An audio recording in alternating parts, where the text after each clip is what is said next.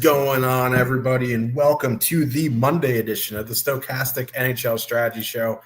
I am your host, Josh Harris. 5-gamer here tonight. I don't even remember Saturday's slate. It was so long ago. I think you needed Vegas again. Eichel and Stone are just sun running right now. But we got a nice little 5-gamer here tonight. It's actually a pretty interesting slate. There aren't any of the big guns. There's a awesome last game. I don't know how great it's going to be for DFS, but all the home totals are relatively high. All the road totals are relatively high. So even the low total teams are in interesting spots where you can play them. So I think there's outside of Seattle and Philly, which we'll talk about, the other 4 games are at least pretty good. But joining me to break it down, Slim Cliffy, what's going on? Yeah, not a whole lot. Needed the Vegas on Saturday night. Marner, 2 goals. Jack Eichel had 4 assists. Mark Stone had 2 goals, 2 assists.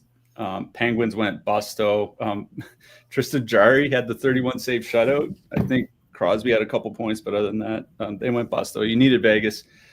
Yesterday, obviously I was watching the Jays last night. I went to a movie with my mom yesterday afternoon, but I did catch the Red Wings game. Man, the Red Wings look good, legitimately good. This isn't a team where, in the second half of last season, they needed, to basically break even at 5-on-5 and then do a bunch of damage on the power play. This is a team that's legitimately playing well at 5-on-5. They've missed Lucas Raymond for a few games. They started the season with Travis Hamonic in the lineup for some reason. The third line, even the JT Compher, Andrew Kopp line has been good. That Jacob Bernard-Docker, Albert Johansson pairing has been good for Detroit. This looks like a legitimately good team. And, obviously it's still early. We'll see where things stand in 4 or 6 weeks time. But that team is 5-1 now. They beat Toronto twice. They beat Edmonton. They beat Tampa. They beat Florida. That's a pretty tough schedule to start the season. The only team they lost to is going to be your 2026 Stanley Cup champion Montreal Canadiens. But I mean, losing to the Canadiens is nothing, no big deal. But Detroit looks good. Emmett Finney finally got on the board. Larkin had a big game. It'll be really interesting to see how that team does, over the next 4 to 6 weeks, see if they can solidify themselves. I think they go on a Western road trip here in the next week. So St. Louis, Los Angeles, Vegas, those types of teams. Let's see how they do there, but really good start for the Red Wings. Yeah. Red Wings not on this slate, thank God, because they're kind of tough for DFS. My Rangers in action, your Canadians in action. Canadians have the highest total on the slate. I like this slate. I always say that until I lose money, and then I say this slate sucks. But before we get into the slate, though, if you didn't know, I didn't realize until this morning that NBA does start tomorrow. Do have a couple deals for you guys if you're interested in NBA. I put the codes in there with the link. If you want to sign up, you get for $1, you get Tuesday and Wednesday for $1. I think it's core package or max package. And if it's weekly, it's monthly, you get it for $1, but it will go back to the regular pricing on Thursday. 20% off all access monthly. Use promo code OKC. That'll get you 20% off a monthly package. So if you're interested in trying it out, use promo code SGA for $1 for 2 days. You're interested in monthly, promo code OKC. You can use the link in the chat. If you're thinking about going premium for NHL or NBA, really, you can use promo code Stochastic15. They'll get you 15% off your first week or month of any package. NBA is the devil. Foosball is the devil. Okay, Bobby? Foosball is the devil. But let's get into this slate. Minnesota, the Wild, with a 2.6 total, heading into Madison Square Garden, where the Rangers haven't scored yet. The Rangers have a 2.9 total. Carson Soucy should be back for the Rangers. Matthew Robertson looks like he's staying in the lineup for Urho Vakanainen. I know that's the breaking news you guys were waiting for. Minnesota looks to be loading their top line still with Kaprizov, Boldy, Eriksson, Ek, Rossi, Tarasenko, Marcus Johansson, Hartman, Foligno, Hinostroza. Rossi's out. Rossi is out. Yeah. I missed that somehow. Yeah, him and Zach Bogosian. I mean, Bogosian's not a big deal, but yeah, Rossi's out. Ryan Hartman's going to be the second line center. I mean, if Hartman doesn't take a stupid penalty, I don't mind him in the top 6. Rangers going Panarin, Zibanejad, Cooley, Miller, Lafreniere, Sheary. Now, here's the key for the Rangers here. Don't take penalties. Because the Wild have been awful 5-on-5 this season. They're really just doing damage on the power play. They didn't convert over the weekend on the power play, and they looked pretty bad. So, I mean, listen, the Rangers have been playing pretty well, results aside. I thought their worst game was against the Canadiens, and funny enough that they won that game. But if the Rangers can stay out of the box here, I think, this is a winnable game for them, assuming they can actually find the back of the net. Kaprizov, Boldy, Joe Eriksson, 21,900, 33.6% projected top 2 stack, 18.6% projected ownership. You do have some positive leverage there. They are fully correlated. One, that price is really high for me, considering that they haven't been great at 5-on-5. If the Rangers give them 3 or 4 power play opportunities, though, that could be a very big problem for them. I don't know if I want to spend 21,900 for a team on the road on this slate. You have, just for example, Montreal won $2,500 cheaper. Even Winnipeg one is $1,000 cheaper. Carolina's cheaper. Vegas is cheaper. You know what I mean? So it's not like they're at home to the Sharks. They have the lowest road total on the board. They're almost 22,000. I will say for MME, I will have some just because they're fully correlated and their power play has been excellent. Now, it wasn't great over the weekend, but, they can break open a slate with their power play. But in single entry 3 max, I'm probably taking a pass there. With Hartman on the second line, you can probably just use them as a filler if you're, trying to power play stack the Jets or something like that. But not super interested in Minnesota here. The Rangers side, it's a power play stack for me. The Minnesota penalty kill is really, really bad, dating back to their existence of the franchise. Like, they haven't been able to figure it out. Listen, I don't want to get too excited about 6 or 7 games or whatever the Rangers have played, but Mika Zibanejad looks kind of rejuvenated with the coach change. He's actually skating really well, which has been an issue for him. I would probably do some sort of power play stack. Mika Zibanejad, Panarin, Miller, Lafreniere, Zibanejad. I think you want Panarin in there. I know Rangers fans are getting tired of his crap, which I don't understand. He had 4 points the other night. I'd probably build around Panarin, but I think, Zibanejad, Panarin, Miller, Zibanejad, Panarin, Lafreniere, something like that is where I'd go. If you need a filler, I would go to that second line just straight up at 13,300. Not super thrilled about, 14% Connor Sheary, but it's a 5-game slate. It's not a 14-game slate where there's no reason to play Sheary. I think you can get away with playing him if you need a filler. But for me, Rangers power play stack. Minnesota won an MME, but I'm not super high on them. Yeah. I'll start on the Minnesota side. I do agree with you paying nearly $22K for a line on the road facing Igor Shesterkin. And for as good as the Minnesota power play is, the New York Rangers have been the least penalized team in the NHL so far this season. And, it's only been 2 weeks. We'll see where things are, 2 weeks, 3 weeks, 4 weeks from now. But if they stay as one of the least penalized teams in the league, this is effectively a bad power play matchup for Minnesota just because, maybe they only get 1 or 2 cracks on the power play. Here's the thing. if you go through stochastic projections, and we got a projection update right before we came on, so I didn't look to see what the new projections were. I don't imagine they changed that much. The combined projection for the Minnesota top line is 38.75 points. It's nearly 4.5 points higher than the next closest line and nearly 5 points higher than the number 3 line. Like they are in there's a reason why, at least by top 2 stack percentage, they're in a league of their own. They're at 36.5%. No other lines at 25%. So that's one thing, is like they really are in a league of their own on this slate, because there are cheaper lines elsewhere.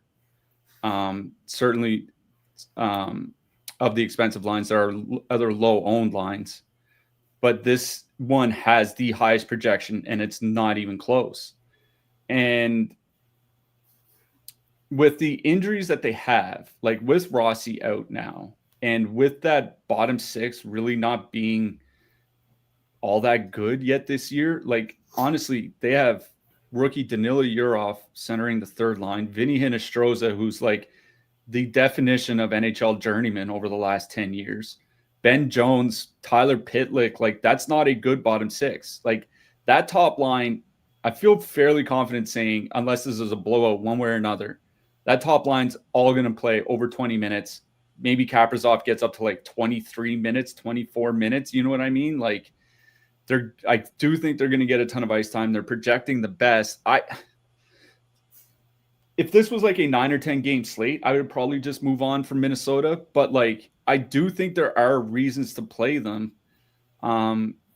What concerns me is like they haven't really been that good with Joel Eriksson-Ek as the center. Like they were a lot better with Marco Rossi. Like if Rossi was there, I would probably be playing Minnesota tonight. Eriksson-Ek there, things just really haven't been the same. But I haven't made my lineup. I will just say there's a reason why Minnesota's at the top of the projections, top of the top 2 stacks, et cetera, et cetera. They are expensive, but on a slate this small, there are a bunch of cheap filler lines you can use. Like I don't think we should discount them outright. It is the only stack I have interest in from the Minnesota side. I don't have interest in stacking Tarasenko and Marcus Johansson. Like those guys haven't played well together this year. 30 minutes together for Tarasenko and Marcus Johansson, 42 shot attempts for, 73 against per 60. Like they're getting run over. The 3rd and 4th lines won't be any better. Like if you want to one-off Ryan Hartman or something, like that's probably the guy that I would one-off, just because he can put up some good shot volume. Maybe he'll double dong. But on the Minnesota side, it's top line or bust. On the Rangers side, I think it's probably the Zibanejad line. The reason is like they're probably going to use JT Miller in that shutdown role going up against Eriksson-Ek and Kaprizov and Boldy. Now, the Miller line has been fine in their own right, but then that puts up Zibanejad and Panarin against what has been very bad depth for Minnesota. And you mentioned the Minnesota penalty kill, how it's been bad for years. It's actually kind of crazy how they're always so good defensively at 5-on-5 and so bad defensively on the penalty kill. 5th most shot attempts against per 60 on the PK, 3rd most shots against per 60 on the PK, 10th most goals against per 60 on the PK. The Rangers power play hasn't started clicking yet, but I noticed their power play, the Rangers top power play units over 10.5 expected goals per 60, but they're shooting 4%. It's one of those things, like when that starts to correct itself, it feels like the power play is going to start filling the net. So considering you can save over $4,000 by dropping down to the Rangers as opposed to the Minnesota, I do have more interest in Panarin, Zibanejad, and Cooley. You want to turn into a power play stack, fine, because Minnesota does have a really bad PK. But for me, this is a game about the top lines, and it's just about what you want to do with the rest of your lineup, because obviously if you play Minnesota, you're going to have to use a filler stack, whereas you can use a couple mid-price stacks if you use Zibanejad, Panarin, and Cooley. But normally I wouldn't be so high on the Wild, but the fact that they're projecting so well is really giving me pause. I think in general, I would probably still go to Minnesota, but that Rangers top line, against the 2nd and 3rd lines for Minnesota that have been so bad, I do think you kind of have to look at them, especially with how bad that Minnesota PK has been. Yeah. I mean, their penalty kill is awful. And I honestly, it needs to be studied because I don't get it. But let's move on to the next one. Seattle Kraken with a 2.7 total heading into Philadelphia. That low-key really sucks. The Flyers have a 2.9 total. Jared McCann out for Seattle here tonight. Seattle going Schwartz, Stevenson, Tolvanen. Marchment, Wright, Yanni Neiman. Beniers, Eberle, and Berkeley Catton. If you don't know who Berkeley Catton is, he was the 8th overall pick in the 2024 draft, which is surprising because he's under 6 feet tall, that he went so high. If he was like 6'3", he probably would have been a top 3 pick. But he's supposedly really good. This isn't the best matchup for them. I certainly don't want to play a Chandler Stevenson line here tonight. They are 11-6, but like all of the Seattle lines are in that 11K range. I think if I was going to play a Seattle line here tonight, it'd be Wright, Marchment, and Yanni Neiman. I forget how he pronounces it. I've heard Neiman and Newman. I think it's Newman, believe it or not, but that's right, Newman. Hello, Newman.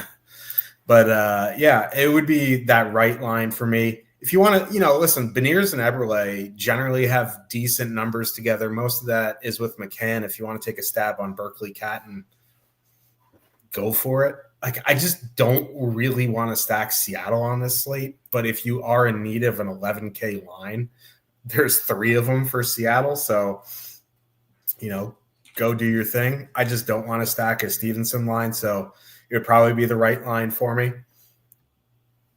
See, the Flyers now, on the Flyers side, they moved Matvei Michkov down. So it's Konechny, Couturier, and Tippett on the top line. If you didn't know, Matvei Michkov admitted that he came into the season with an ankle injury and couldn't really train. So I guess he's a little bit out of shape, and that's why they moved him down. He got benched in the second half of the third period last game. So, if you want to go to that Zegras, Dvorak, Michkov line, I think it's fine at 12,200. I am more in on the top line now that Tippett's up there. Obviously when Michkov is fully healthy and shape, like, he's going to be fine. But Konechny, Couturier, Tippett, 15,100, 10.2% top 2. 14.8% projected ownership. I think they're fine. I like them more now without Michkov, but like Konechny hasn't looked great this season. His minutes have been down. I think they're fine on this slate because it's 5 games. If it was like 8, 9, 10 games, I'd probably be taking a pass there. If you want to play the Zegras line, I think that's fine. My interest is in Cates, Forrester, and Brink at 10,900. The problem is they have 11.5% projected ownership to 3.2% top 2. When you get a good line in that price range, though, there's always going to be negative leverage. But they've looked to be their best line all season so far, and even for a lot of last season, they were really, really good. So Cates, Forrester, Brink for me. If you want to go Couturier, Konechny, Tippett, I have no issues. Seattle, it would be the right line, but again, like, I just don't love stacking Seattle. Yeah, I'll start on the Seattle side. Like, anybody that's unfamiliar with Berkeley Catton, like you said, he is a top 10 pick, really productive as a junior player. I was reading his elite prospects profile this morning. They said like if he reaches his upside, a good comp for him would be Troy Terry, a guy that can probably score like 25, 30 goals and put up like 40 plus assists. So like a genuine dual threat guy, not a physical player, but you're replacing Jared McCann, who's not a physical player either. So take it for what it's worth. I don't know if you want to play Catton, I think that's fine. I think I agree with you on Wright, Marchment, and Newman. The reason for that is I was looking at Mason Marchment's numbers in Seattle when he's not playing with Chandler Stevenson. It's night and day. 58 shot attempts for, 42 against per 60 for Mason Marchment per 60 minutes when he's not playing with Chandler Stevenson. Obviously, he's playing with Wright and Newman. Shane Wright over 13 shot attempts per 60, which is about league average. Like, it's not great, but it's certainly better than we've seen from a lot of Seattle players over the years. And one of the reasons why I like that line specifically is I do think they're going to avoid that Brink Cates Forster line, because that is a line that gets used quite a bit in a shutdown role. Whether they go out against Stevenson and Schwartz or whether they go out against Beniers and Everly, I don't think they're going to go out against Wright and Marchment. And the Flyers have actually sneakily been really good defensively at 5-on-5 this season. Top 10 by expected goals against, top 10 by shots against, top 10 by actual goals against per 60 at 5-on-5. A lot of that is the Brink Cates Forster line. They have been tremendous defensively. They were really good last year. So I think Marchment, Wright, and Newman are going to avoid that Brink Cates matchup. And once you get into the depth matchups from the Flyers, that's where they can kind of be had defensively. I will just say it's funny that Newman started the season on the fourth line. The guy is 2 goals in 5 games, skating 9 minutes a game. It's like, he has 5 goals in 17 career games for the Kraken, skating 12 and a half minutes a game. Like, this is a team that can't score, and he starts the season on the fourth line. Anyways, he's finally on a line with players that can score. Anybody that watched the show last year knows how big of a fan. I mean, I'm not going to speak for you, but at least I am of Shane Wright. Like, he is a very, very good player in transition. Still not great defensively, but he doesn't need to be in this position as kind of like the third line center. So I like Marchment, Wright, and Newman as kind of like a filler stack. Like, if you are going to play one of the expensive, like, Carolina or Minnesota lines, like, this is one of the lines that I would absolutely look to. I wish it was Urson starting and not Vladash. I can't believe I'm saying that, but Urson's had a pretty tough season thus far. But Marchment, Wright, and Newman for me from the Seattle side. On the Philly side, like, I don't know. Ray Rock was in the chat on Saturday, and he was saying TK hasn't looked right this year. And I said back to him, like, he hasn't looked right basically since like January. Like, he had a good start to the season last year, and then once like Christmas rolled around, he wasn't that good. He was on the Team Canada 4 Nations roster. I thought he was their worst forward, and it's like, it was pretty noticeable. Like, I don't think he's going to be on the Olympic team now. There's something going on, whether it's teammates, whether it's coaching, whether there's something physically with him. We just don't know what it is, but his shot rate has plummeted. Like you mentioned it is just completely plummeted from being one of the bigger shot takers on the Flyers roster for years, basically, to almost, like, I'm not going to say almost nothing, but he's at 10.5 shot attempts per 60 so far this season. That's like 15% worse than league average. Like, this guy being 15% worse than league average by shot attempts per 60 is pretty bad. So I don't have a lot of interest in his line. Michkov, Zegras, and Dvorak is kind of interesting for this reason. Is like, Dvorak and Zegras have actually put up decent numbers together this year. 61 shot attempts for, 48 against per 60, 2.6 expected goals for per 60. The problem is they're not shooting much. Like, I don't think this is one of those games where maybe one guy gets a goal and then another guy gets a shot bonus or something like that. It's like, if the entire line can put up 5 shots on goal, I think we'd be happy. But again, they're only priced at $12,200, so I think they're perfectly fine as a filler. If you want to go to Forster, Cates, and Brink, I think that's fine as well. Like, Seattle's been like pretty good this year defensively in their own right, and you're facing Joey Decord, so either Philly 2 or Philly 3. Personally, I would go to Forster, Cates, and Brink, just because until I see more from Michkov, it's really hard to rely on him. At least we know Forster, Cates, and Brink are healthy. They're getting minutes. They're perfectly correlated on the second power play unit as well. And, not that second power play time is typically that advantageous for a Philadelphia Flyers team, but it's certainly better than not getting any at all. And for, the defensive improvements that the Kraken have made at 5-on-5, they're still not good defensively on the PK, giving up the 6th most shot attempts per 60 minutes so far. So Forster, Cates, and Brink for me. I do think there's a case to be made for Michkov, Zegras, and Dvorak, but one way or another, I think this is a good game to look for your filler stacks. Yeah. I mean, I should clarify, like, I don't like stacking Seattle, but it is only a 5-game slate. You should not X them out because I said I don't like them. So I don't want any super mean DMs, which I get all the time from Boston Bruin fans. Still, I really should start sharing them. They're hilarious. But anyway, Buffalo Sabres with a 2.8 total heading into Montreal. The Little Boys have a 3.3 total. Montreal going Caulfield, Suzuki, Slavkovsky, Gallagher, Anderson, Evans, Demidov, Newhook, Kapanen. The two guys who are out against the Rangers are still out, I believe.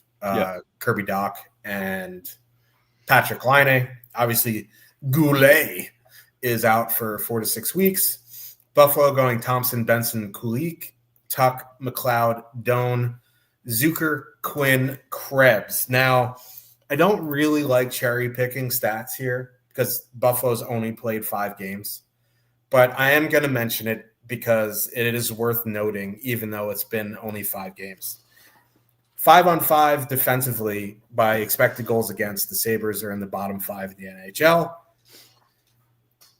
5-on-5 expected goals for through 5 games, they're bottom 7 in the NHL. This team has been off to a really, really rough start. And on the flip side, 5-on-5 expected goals against, Montreal's in the top 10. So I mentioned on Saturday, like Dobson and Matheson, now that Matheson doesn't have the power play responsibilities, he's looked rejuvenated defensively. So I don't love the Sabres from a 5-on-5 standpoint. The one thing I will say here is Montreal penalty kill improved from the second half of last year. They're still taking a fair share of penalties. We'll see how that goes. But Josh Doan as a net front, really, he had 2 power play goals over the weekend. He's really helped that power play. I think if you're going to do something with Buffalo here, I think it would be the top line, or you do some sort of power play stack. Thompson and Benson are good together. So I think you do like Thompson, Benson, Doan and call it a day, or just one-off Doan. You know, I'm not running out to like jam the Sabres in here in single entry. I don't mind them from the power play standpoint. I don't want to say it's a bad 5-on-5 matchup because 5 games is not enough to, say they're really actually bad. Like they can go on a tear for the next 5 games and be in the middle of the pack. You know what I mean? It is a small sample, but just based off the top 5 games, this isn't the best matchup. I would do some sort of Thompson, Benson, Doan stack, or, Thompson, Doan 2-man, Thompson, Benson 2-man, something like that. If you want to drop down to like McLeod, Tuck, Doan, save the 1,600, that's fine. Like Alex Tuck, still really, really good player. I just don't like that he doesn't get top power play time. And once you get past, Suzuki and Caulfield, like it's not as awful as it was last year. Like, it sucks that Doc is out, but Evans, Gallagher, Anderson really aren't awful. So, it's a power play stack for me on the Buffalo side. On the Montreal side, I do really, really like Montreal 1 here. With these guys not in a full lineup, you're going to see really heavy minutes for Suzuki and Caulfield. Slavkovsky will play, a couple minutes less, but they're $2,500 cheaper than Minnesota 1 here. They're at home. Their total is 20% higher, or almost like 3/4 of a goal higher.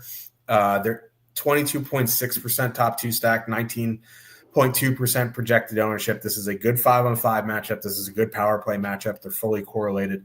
Not sure what there isn't to like about Montreal 1 here. If you do need like a super cheap filler, Anderson, Gallagher, Evans, Gallagher, something like that is fine, or a Newhook, Demidov, something like that. But I don't really like that Bolduc's on the 4th line, quote unquote 4th line of Veleno and Beck, but he does see top power play time. So, if you do want like a cheap one-off, low owned in the same game, you could leave off Slavkovsky, add in Bolduc, or you could just do Montreal 1 plus Bolduc, get a unique build with Montreal. So it is Montreal 1, Montreal power play, and some sort of Buffalo power play stack. Yeah, I'll start on the Buffalo side. You mentioned Josh Doan on the power play. It's something I actually I'm writing about for my newsletter. I will promote it this time. Head over to my Twitter at Slim Cliffy. I have it in my profile. I'm writing about the Buffalo power play and what Josh Doan brings.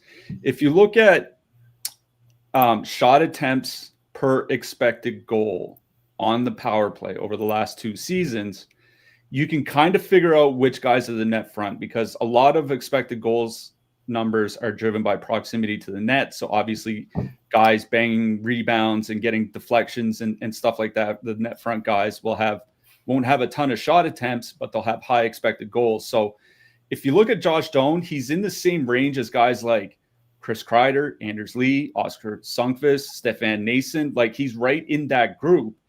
And it's not something that Buffalo has necessarily had, really. Like, Alex Tuck really didn't do that on the top power play unit. Certainly not guys like, JJ Peterka last year, or Yuri Kulik last year. Like, those aren't net front guys. Josh Doan is. And we've seen it in Anaheim already this season with Kreider, how much better the Anaheim power play is with that type of presence. I don't think it's a surprise that they put Josh Doan on the top power play unit, and they go from 0 power play goals in their first 3 games, I believe, and now they're 4th in the league in power play conversion. You know what I mean? Like, it happened in a span of 2 or 3 games. I don't think it's a coincidence that it's with the addition of Josh Doan. That the Buffalo Sabres having an actually good power play completely changes the outlook of their DFS profile, because this is a team, I think they were 28th or 29th by goals per minute on the power play over the last 2 years. So if they can be top 10 or something like that, it's night and day. We do like having Zach Benson on the top line with Tage Thompson. I will say 2 things. One, with an injury to Doc, the Suzuki line is going to be pretty much stapled to the Tage Thompson line of 5-on-5, and that Suzuki line's been great so far this season. That Montreal top line is at 1.9 expected goals against per 60, 64% shot share when they're on the ice. Now, sometimes when that happens, it's because of the defensemen they're playing with. And like you said, Dobson and Matheson have been excellent together this season. So I went and looked to see how they are doing without that pairing. They're still over 60% shot share without Dobson and Matheson on the ice. So they're doing it with the depth defensemen as well, as the top pair. So I do think it's a pretty bad 5-on-5 matchup. And Sam Montembeault's not starting. And Sam Montembeault's not had a good start to the season. Jakub Dobeš has, which is why Dobeš is starting tonight. So there are reasons to play Buffalo. Again, if they suddenly do have a top 10 power play, and like that top line's at 17,100. I think you take off Kulik and put Doan on, because if that Buffalo power play does go, ham sandwich here tonight, then pretty good chance that Josh Doan is going to figure in, whether it's assists or what, actually scoring goals or whatever. So I would take off Kulik and put on Doan. I think that's the way I would attack it. But I am more interested in the Montreal side. And the reason is the Buffalo penalty kill. You mentioned Buffalo's 5-on-5 numbers. On the penalty kill, they are dead last by shot attempts against per 60 on the penalty kill. Second last by shots against per 60 on the penalty kill. Third last by expected goals against, but they have a 9.80 save percentage. 98% save percentage on the penalty kill. If they finish at 900, it would be a great season on the PK. And if they finish at like 880, would still be a good season on the PK. Like 98 is one of those, this is going to regress very heavily. And whether it happens over the course of a month or it happens entirely in like 2 or 3 games, like we just don't know. But this is a bad Sabres penalty kill that is going to get crushed eventually. And the Montreal power play has certainly been better with Zach Bolduc. Like Bolduc, there's another guy playing that net front presence who has made a difference. And with Doc and Laine out, Suzuki's playing both halves of the power play. He's Alex Ovechkining that power play. He's playing the full 2 minutes. So not only do you get full power play correlation with the top line on the top unit, You get Suzuki on the second unit, and he's a guy that gets a lot of puck touches. So I agree with you. I really do like Montreal 1 here. If you look at stochastic projections for total fantasy points tonight, they are second behind Minnesota. Again, Minnesota 1's in a tier of their own. Montreal's at the top of the rest. So really do like Montreal 1 here. I think it's a great power play matchup for them. If you want to go down to Demidov, Newhook, and Kapanen, I think that's fine. Because here's the thing, is Joe Veleno and Nolan Beck are not going to get a lot of ice time. They're probably going to be around 10 minutes. The Gallagher, Anderson, Evans line and the Demidov, Newhook, Kapanen line are both going to be like pseudo second line. So everybody in that mix is probably going to play between 14 and 17 minutes. Like that Kapanen line's not going to play like 11 minutes here tonight. So they don't have great offensive generation numbers, but if you do need a filler, I think it's Demidov, Newhook, and Kapanen. This, as opposed to the Seattle Flyers game where I like the depth lines, this game I like both top lines. It's Montreal 1 and it's Buffalo 1. Again, I would take out Kulich for Josh Stone, but I much prefer Montreal 1 just because I think it's a way better power play matchup for them. Yeah, about Buffalo's .980 save percentage on the penalty kill. If I remember correctly, Alex Lyon is like really high up with goaltenders and goals saved above expected to start this season. He's been and a lot of it's on the penalty kill too. Yeah. Let's get flow charted, shall we? Winnipeg Jets with a 3 total heading into Calgary. The Pilot Lights, 2.6 total. Winnipeg going Connor, Scheifele, Velarde, Taze, Iafallo, Pearson. That's a great first line from 2014. Vladislav Nemestikov, Nito Niederreiter, Gustav Nyquist. They had morning skate after the show started. They did change up a little bit. It's Nyquist with Taves and Niederreiter, and then Iafallo with Nemesnikov and Brad Lambert. So great middle six from 2014. I'm not playing the depth of Winnipeg here tonight. Calgary going Kadri, Huberdeau, Farabee, Coronado, Coleman, Backlund, Frost, Zari, Hanzek. Okay. This is an interesting game because if you look at records and where these teams are headed in directions, Calgary's been awful, Winnipeg's been great. You lift up the hood to the car and you kind of dig in a little bit here. There's a couple things that make me worry. One, again, small sample, things can change over the course of the next few weeks, but Calgary has been very good defensively to start this season. Dustin Wolf has been terrible to start this season. Now, Wolf is a very good goaltender. I would expect some positive regression there. I'd also expect a little bit of negative regression from Calgary defensively. That being said, Winnipeg is kind of sun running here between Hellebuck and the top line. They've just been unbelievably hot to start the season. That top line is just, I don't know what their PDO is, but I'd imagine it's insanely high. They're shooting 15% at 5-on-5. Yeah. Their PDO has got to be massive right now. I was kind of hoping they'd be chalky so I could just fade them per the flow chart, but they're 20,900, 19.5% top two stack, 8.9% projected ownership. Listen, that line even if they're rolling at 15%, they're still not generating. They've never been able to generate at an elite pace. What makes this a good matchup, regardless of how good Calgary is defensively at 5-on-5, is Calgary's penalty kill sucks. And Winnipeg's power play has been great to start the season. So at 8.9%, I do have interest here in Winnipeg 1. They're kind of in a weird spot because you have Minnesota right above them. You have Montreal right below them. I prefer Montreal here, but if you're going to give me low-owned Winnipeg on a 5-game slate against a bad penalty kill and a goalie who's been terrible to start the season, I think there's merit to playing Winnipeg 1 here. If they were 17, 18%, there'd be more red flags, but at 8.9% projected, I am interested. Again, the middle six, listen, if you want a cheap 2-man because your power play stacking something else, Godspeed.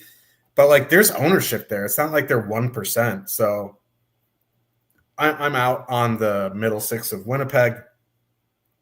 Calgary's a little bit interesting here because Hellebuck's been Hellebuck. Don't get me wrong. Like, he's been insane to start this season.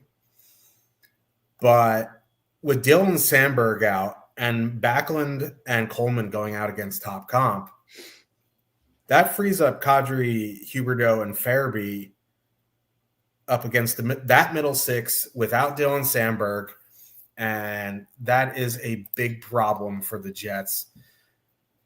You could say whatever you want about Jonathan Huberdeau at this stage of his career. He's still probably their best playmaker.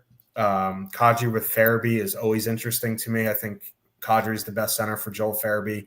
They're 15,200, 8.4% top two, 10.9% projected ownership. So really kind of right in line there. The other $15,000 line that we talked about earlier was Philly 1. They're $100 less expensive, but 14.8% projected ownership. And we have Konechny concerns. I kind of like this Calgary line in that 15K range. I like them better than Buffalo 2. I like them better than Philly 1. So if you're in the mid-range, I do really like that Kadri line just because no Sandberg. Obviously, stacking against Hellebuck is, not an ideal strategy. But listen, Winnipeg, until they get healthy on the blue line, are going to be giving up a lot of chances against, when the Morrissey pair is off the ice. So in on Kadri, Huberdeau, Farabee. You need like a super cheap Frost, Zari or something, fine. But it would be both top lines in this game. Yeah, I'm glad you mentioned Kadri, Huberdeau, and Farabee. Going back to last year, like we talked about how, you said how Kadri is probably Farabee's best center. Like one of the reasons for that is Kadri likes to play fast off the rush, and so does Joel Farabee. Like that's where he thrives. He doesn't thrive on like dump it in, forecheck, that type of thing. Over their 95 minutes together going back to last year, not a massive sample, but getting close to 100 minutes, 75 shot attempts, 3.5 expected goals per 60. The problem is they're shooting under 2%. Even for a low shooting percentage team, like that's completely ridiculous. And they are going to go out against that middle six from Winnipeg. And I was looking at Winnipeg's numbers with the top line and Josh Morrissey off the ice at 5-on-5. Winnipeg is at 39% shot share, 33% expected goal share. They are getting obliterated. That's Sharks territory. Exactly. What's happening is they're shooting 17% with .925 goaltending. It's like, okay, maybe like Hellebuck can save them there, but they're not going to keep shooting 17%. They'll be lucky to have half that. So it is a pretty good matchup for that Calgary top line. And Winnipeg's been one of the most penalized teams in the league this year. Now, they typically don't take a ton of penalties. They've only played 5 games, so let's see where things stand when they play 15 games. But they've given up the second most power play opportunities. It's just that Buffalo leads the league in PK save percentage. Winnipeg's number 2 at I think it's 963 or something like that. Again, it's one of those things that is going to crater over the course of the season. Like, just think of how good Hellebuck was last year. And Winnipeg's save percentage on the PK was 856. Right now it's 963. So there's a pretty big drop coming. It's just a matter of when.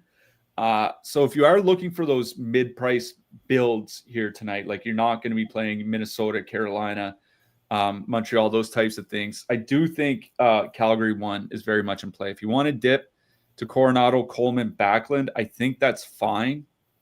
Like over the last 2 years, that line's at 2.7 expected goals, 3.1 actual goals, and they do have a big sample over 460 minutes together. They do play pretty well together. But considering how many penalties the Jets are taking, I do think I want to get more exposure to the top power play unit. So it'd be Kadri, Huberdeau, Farabee for me. But if you're looking for more of a filler stack, I think Coronado, Coleman, and Backlund, 12,300, 3.1% top 2 stack. I think they're just fine. On the Winnipeg side, like, I think the reason here to play Winnipeg is ownership. Because that top line, like I said, they're shooting 15% at 5-on-5. A great season would be at about 12%. A normal-ish season would be 10 to 11%. one of the reasons why they are succeeding is the power play. And for all the issues that Winnipeg might have under the hood, and I do think there are a lot of issues that are going to see them lose a lot more games than we expect until Lowry and Sandberg are back. Of all the issues that they've had, one of them is not the power play. The power play is at like 12.5 goals per 60. It's at like 12 expected goals per 60. Like, it's been really good. The Flames penalty kill has been fringe bottom 10 by shots against, expected goals against, all that stuff. They do take their fair share of penalties as well. They're below average or above average, however you want to look at it. They take more than the league average for penalties. So it is a good power play matchup for Winnipeg. That's why I do think there is merit to playing them here tonight. At 20,900, I think I would probably just pay the extra $1,000 and go play Minnesota. But, Winnipeg, if that team does go ham and they get 5 goals or something like that, you got to figure the top line is in that mix, because, I know the second and third lines have had some decent games recently. Again, they're doing that, shooting 17%. The best top lines in the league will be at like 12%. Middle six lines, like you see from Winnipeg, will be at half that 17% rate by the end of the season. So there's a big regression coming there. So for me, it's Winnipeg 1. I do like Calgary 1 more. I think that backline line is just fine as a filler. Yeah, I've watched some Winnipeg.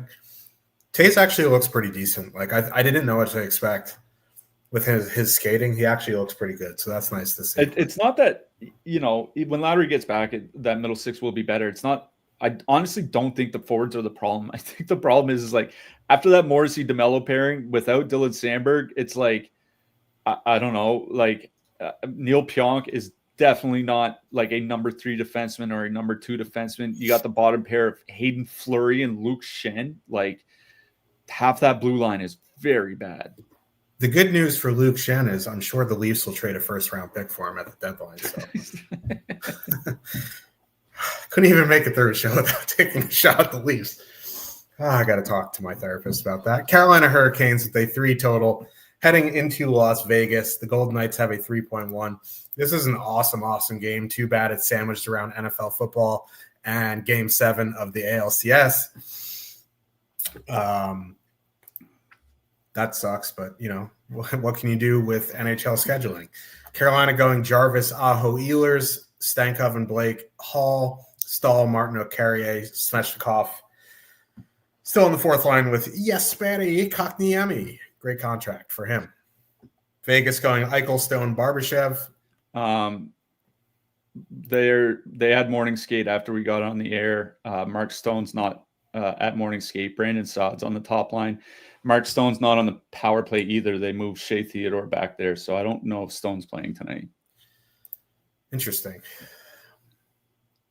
Well, anyway, it doesn't really change like too much for me. Saad being on the top line seems like it's a placeholder though, because you would think if he's out, they move Marner back to the top line. So I don't know. That's one of those kind of wait and sees. But this is an actual awesome hockey game, a potential Stanley Cup matchup, you could say. I'm sure there's a bunch, but like this is a realistic one. Small sample again for Carolina, but in 41 minutes, you want to see it at least like tripled before you can like flag plant on anything. But that top line, 4.1 expected goals per 60. They're dominating possession. They're really, really good defensively. Same thing, obviously, you could say about the Stahl line. Really, really good defensively. Now that, it's a very small sample with Hall on that second line, but Stankov and Blake have been very, very good together. If Stone is in, Eichel and Stone have been amazing. Dorofeyev, Marner, Hurdle, awesome. This is a great game. I just don't know how good it's going to be for DFS, and if Stone's going to be a game-time decision, that's going to cause all sorts of lineup concerns, because I do have more interest in the Vegas side than Carolina side, just because Carolina's goaltending is nowhere near, like, yes, Carolina probably needs another center, which has always been their thing, but, Stankoven has looked great. Their goaltending has been shaky with Kochetkov out. If Dorofeyev, Marner, Hurdle are together, That line's interesting to me at 19K. I'd rather go play Montreal 1 though. But, they do have positive leverage there at 5.2% projected ownership. I'd probably, if we find out Stone news and he's in, I'd probably go back to the Eichel line here. $600 cheaper, right around the same ownership, right around the same top 2 stack. It's just they're priced in a range where in single entry, both those lines, I'm probably just going to play Montreal anyway. You know what I mean? And it's the same deal for Carolina 1. They're 20,200 on the road in Vegas.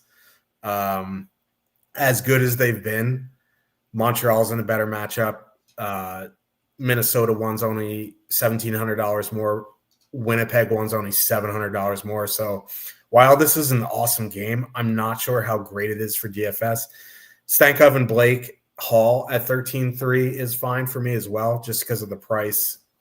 They're coming in with positive leverage. They've been playing a ton at 5-on-5, so I don't mind them. This is more of an MME game. This is one of those games where you sit down and watch, and you just don't have a ton of DFS stacks in it. Yeah. Stone being in or out, that's going to matter. I mean, for right now, I would say that he's not playing. We just won't know. We might find out, once we get off the air, once the coach is off the ice for practice or whatever, and beat writers talk to him or something, maybe we'll get more there. So we'll definitely post it in the Discord. If Stone's out, it's pretty easily Dorofeyev, Marner, Hurdle, they're perfectly correlated. I know Carolina they have a great penalty kill year after year.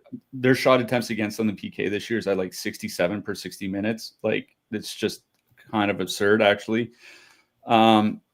And over the years, I was looking at how Vegas's power play does when Mark Stone is injured.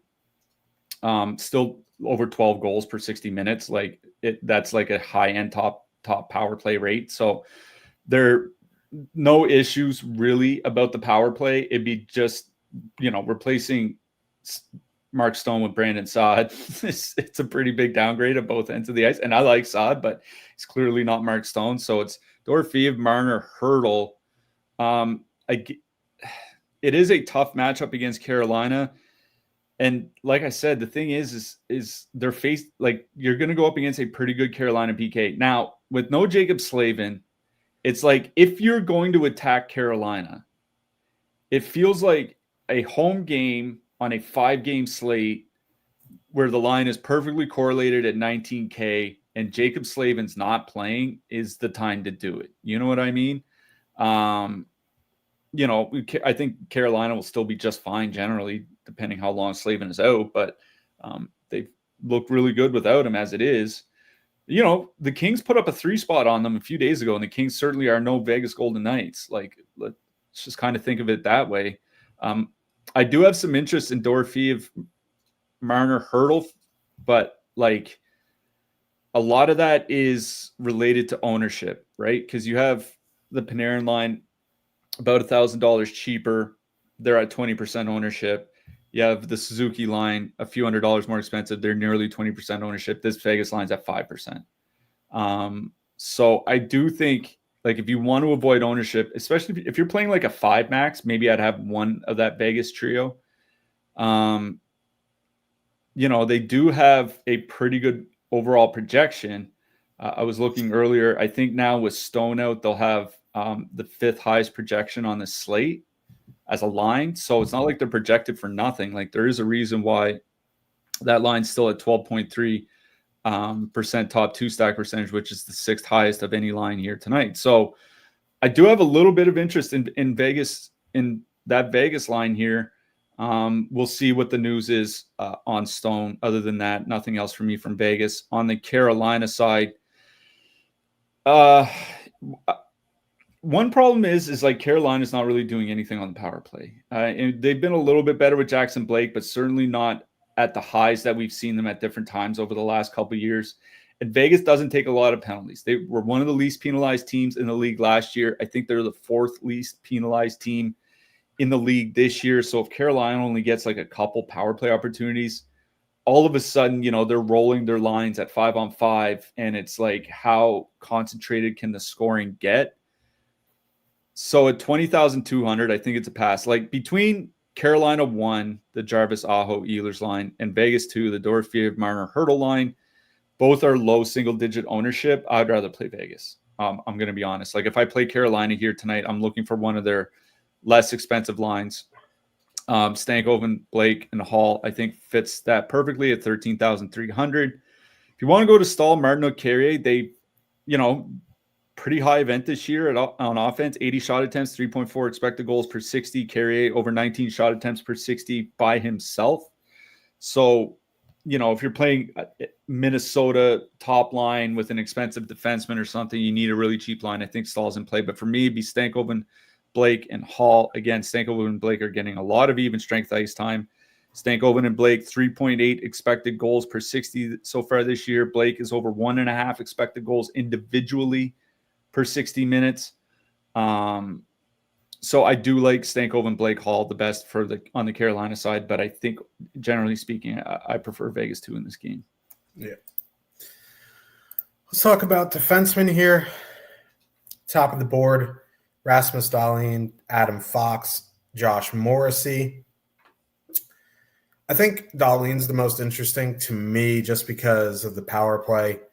He has 3 power play assists in the past 2 games. Not that you can, rely on power play points, but if the Sabres do get there tonight, it's most likely going to be on the power play.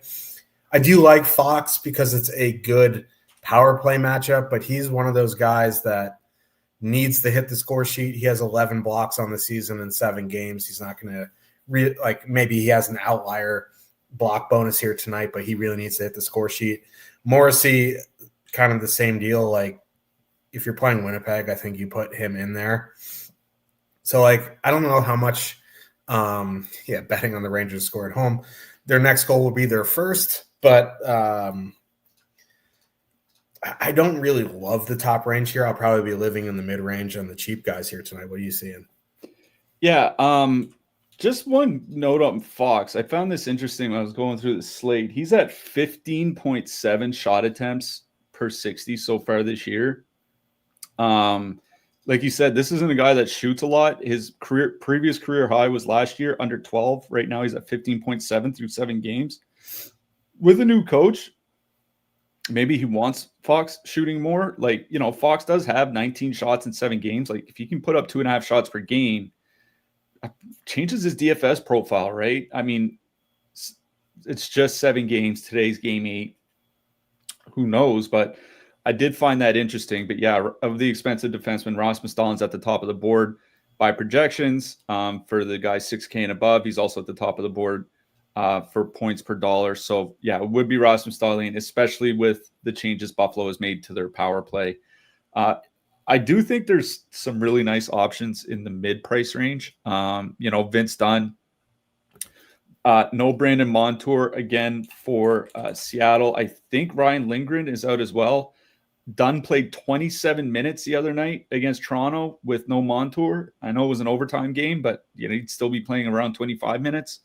So Vince Dunn certainly. Mackenzie Weegar, he hasn't had a good season to this point, but I do think if you like Calgary here tonight, you should probably add in Weegar. He's a guy I would probably consider if I want to, avoid what should be higher on Rasmus Dahlin here tonight.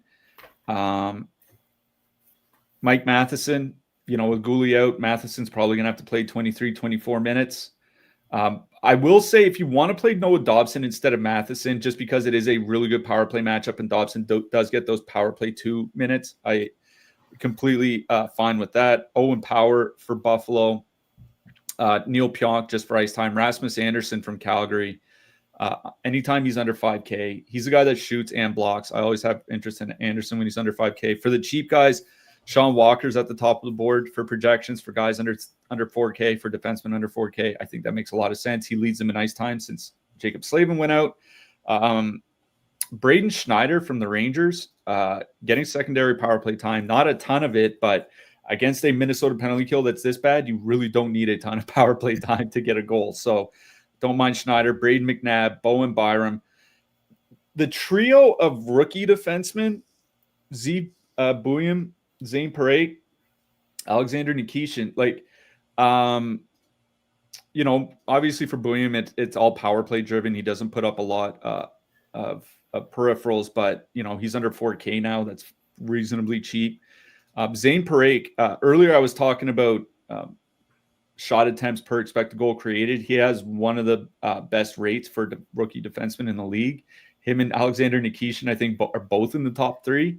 So I think there's reasons to play all 3 of those guys. In Carolina, like, if they don't have Shane Goss to spare tonight with Jacob Slavin out, like, all of a sudden Nikishin might be their number 3, certainly no lower than their number 4 defenseman, right? And he's put up good peripherals. For the super cheap guys, Alex Carrier for Montreal. With Goulet out, he played 18 minutes the other night, I think. He had been playing 14, 15, so more ice time for him. Jalen Chatfield for Carolina, and Kevin Ball getting over 20 minutes a game for Calgary. Yeah. The DK player profiles, the pictures are bigger, and I've mentioned it before, and I've gotten high rolls, but Lane Hudson, the love child of Alex Ovechkin and Aemon Targaryen. Just go look at his player profile. Goalies. Top of the board, Igor Shesterkin, Jakub Dobish, Connor Hellebuyck. Finally, some good goalies up in the top range. If the Rangers can keep this at 5-on-5, I do really like Igor Shesterkin here. He's leading the NHL in goals saved above expected so far this season, almost 8. Jakub Dobish has been better than Montembeault. Connor Hellebuyck at 8K. I think it would be Shesterkin for me. Like, Hellebuyck has been great, but it's like they're really bad with Morrissey off the ice. So, if he was like 7,400, I'd be more likely to do it. So Igor in the top range. If it's Aiden Hill tonight, like any goalie against Carolina, still kind of, come for the expected goals, stay for the shutout type deal. They should see decent volume. Joey Decord, 7,600 in the mid-range. Down at the bottom range. Listen, the Rangers haven't scored at home yet. Philip Gustafsson, 7,200. You want that train to continue. Like, even if Gus gives up a couple goals here, I think he's going to see decent shot volume. So both goalies in the Rangers game and Decord in the mid-range. Yeah, up at the top, it's Hellebuyck or Igor for me. I do have concerns with Winnipeg tonight as well. Like, we went over that game. To me, it's one of those, like, if they win, if they do well, Connor Hellebuyck probably stops like 29 of 30 shots or something like that. You know what I mean? So, yeah, it's him or Igor at the top for me. For the cheaper goalies, like, I guess Gustafsson at 7,200. It's just because he's so cheap. Like, if he was like 7,700, I would probably pass. Just because Minnesota is really good defensively at 5-on-5. And if they do give up a bunch of goals, it's probably on the power play. And that means high percentage shots, which can be bad for DFS. But Gustafsson certainly, and also mentioned Joey Decord. My main issue with Decord tonight, it's a great matchup. The Flyers don't shoot the fucking puck. They're so slow paced. It's insane. It's such a slow paced team. Going from Torts to Tocchet is just grinding gears, man. Yeah. I think it's 5th fewest shot attempts per minute this season. So that's the one thing that worries me about playing Decord is, like, Seattle wins 3-2, but Decord gives up 2 goals on 17 shots or something like that. But I think Decord at 7,600 and Gustafsson at 7,200 are kind of the 2 cheap goalies that I would look to here tonight. And yeah, if you want to play Aiden Hill, 7,900 going up against Carolina, no problem. I do think there's a reason why they went and signed another goalie is because they have absolutely no faith in Aiden Hill. Yeah. I guess in GPPs, Dustin Wolf makes some sense as well. He's not going to have an 854 save percentage all season.